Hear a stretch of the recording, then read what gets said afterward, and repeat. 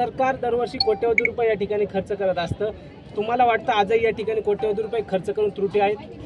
या बघा, सरकार त्यांच्या पद्धतीने करतं. कसं आहे, ते शासकीय पद्धतीने विचार करतात, लोकांच्या पद्धतीने विचार करण्याची गरज आहे. आणि त्यामुळेच यामध्ये जे काही सरकारचे कोट्यावधी रुपये जातात, परंतु लोकांना जो काही एक प्रकारचा प्रेमाचा किंवा एक आपुलकीचा जे काही भावना निर्माण व्हायला पाहिजे सरकारबद्दल, तशी होत नाही.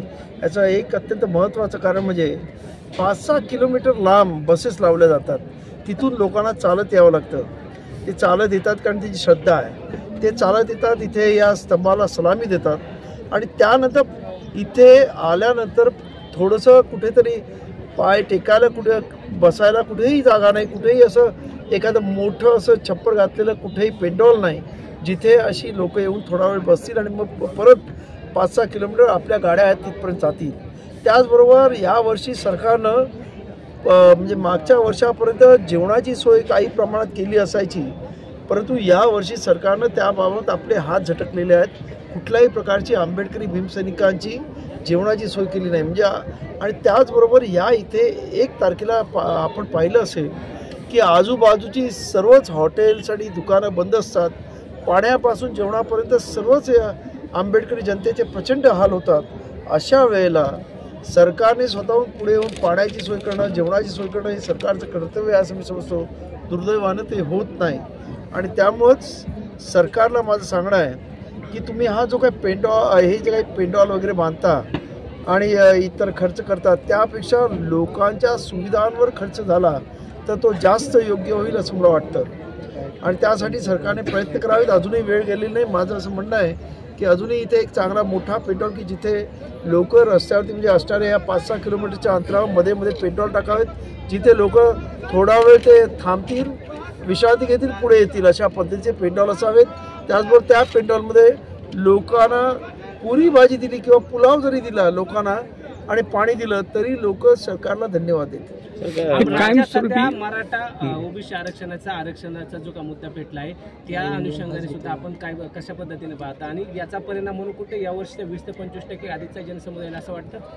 नाही, मराठा आणि ओबीसीचा जो वाद आहे तो खरं म्हणजे वाद नाही आहे, ते खरं म्हणजे राजकारण असं मी समजतो. आणि आंबेडकरी जनतेचा गरीब मराठ्यांना आरक्षण मिळालं पाहिजे ही पूर्वीपासूनची भूमिका आहे. आणि त्यामुळं मराठा आणि आंबेडकरी जनसमुदाय यांच्यामध्ये कुठल्याही प्रकारचा वाद नाही. आणि त्यामुळे उलट आज जेव्हा आम्ही संविधान रॅली रिपब्लिकतर्फे काढली होती, आमचे काकासाहेब खंबाळकर जवळजवळ 44 दिवस अख्ख्या महाराष्ट्र पिंजून काढला, त्यावेळेस मला खास अभिमान सांगावं असं वाटतं की मराठा महासंघ असेल किंवा आपलं ते संभाजी ब्रिगेड या सर्व संघटनांनी आमच्या ह्या रॅलीला अत्यंत चांगल्या पद्धतीने पाठिंबा दिला. वेगवेगळ्या ठिकाणी ते आमच्यामध्ये सामील झाले. त्यामुळं एक चांगलं महाराष्ट्रामध्ये सौहार्दाचं वातावरण आंबेडकरी भीमसैनिक आणि मराठा समाजामध्ये आहे.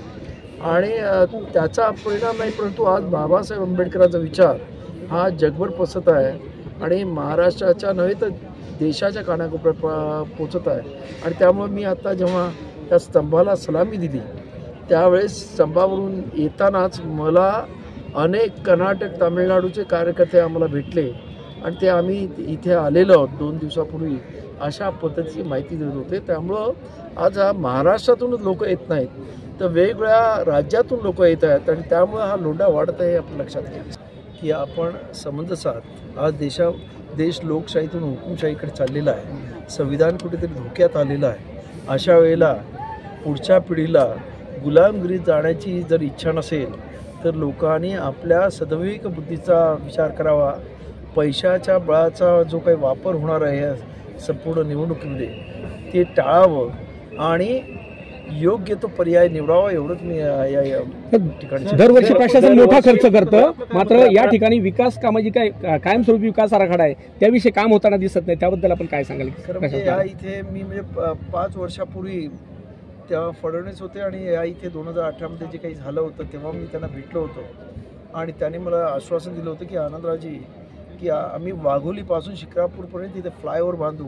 म्हणजे हा जो काही एकंदरीत इकडे जे ट्रॅफिकचं कंजेशन होतं आणि त्यामुळे मग ट्रॅफिक बंद करावं लागते आणि लोकांनासुद्धा एवढं लांब चालत यावं लागतं. ते कुठेतरी बंद होईल. परंतु आज त्याला 5-7 वर्ष झाली, परंतु अजून कसल्याही प्रकारचं त्याच्यामध्ये म्हणजे कुठलंच प्रयत्नसुद्धा झालेला नाही.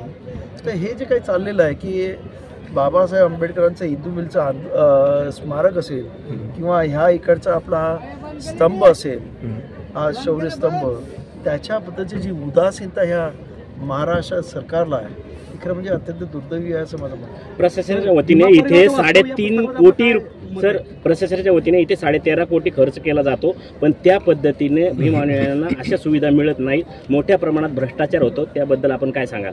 माझं एवढंच म्हणणं आहे की हे जे काही प्रशासन खर्च करतं असं म्हणतं, आता पूर्वीच्या काळामध्ये काँग्रेससुद्धा म्हणायचं की आम्ही दलितांवरती करोडो रुपये खर्च करायचे, तेव्हा बाबासाहेब म्हणाले ते पैसे गटारामध्ये तुमचे चाललेत.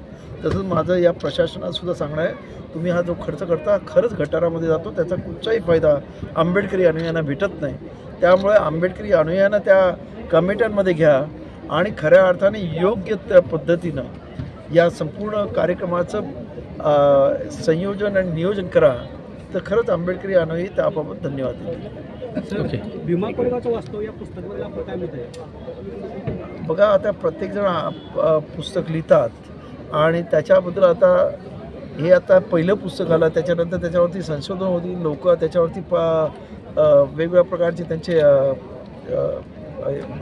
प्रतिक्रिया इतर प्रकारे त्याच्यावरती लेख येतील आणि त्यानंतर लोकांच्या जे काही असेल सत्य ते सर्व जनतेपुढे, या महाराष्ट्राच्या सर्व जनतेपुढे बाहेर येईल.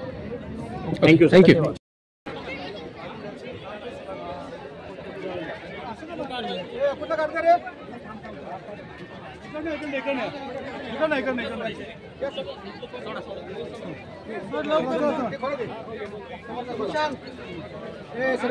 जास्त लोक चला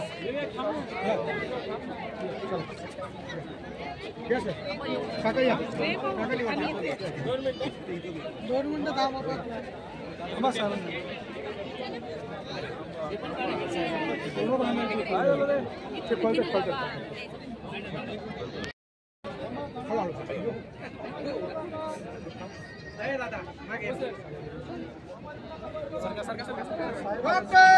बाबासाहेब आंबेडकरांचा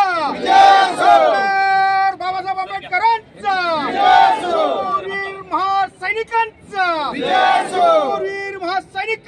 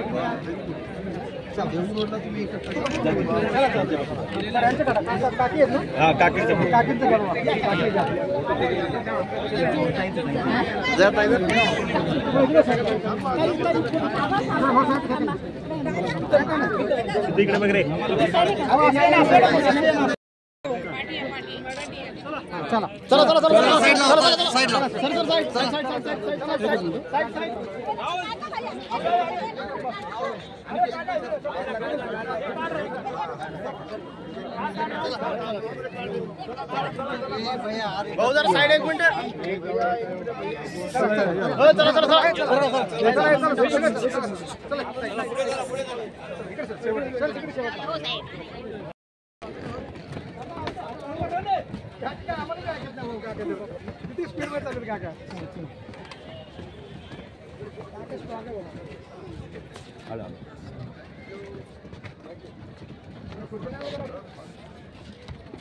मोठे आहेत त्रास होतो लेख.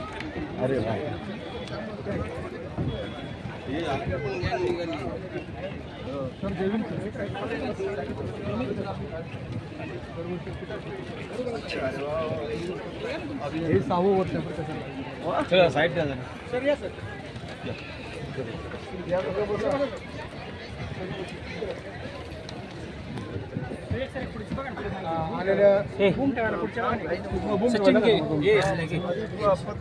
थांबा मागे थांबा साहेबांसोबत आलेले आधी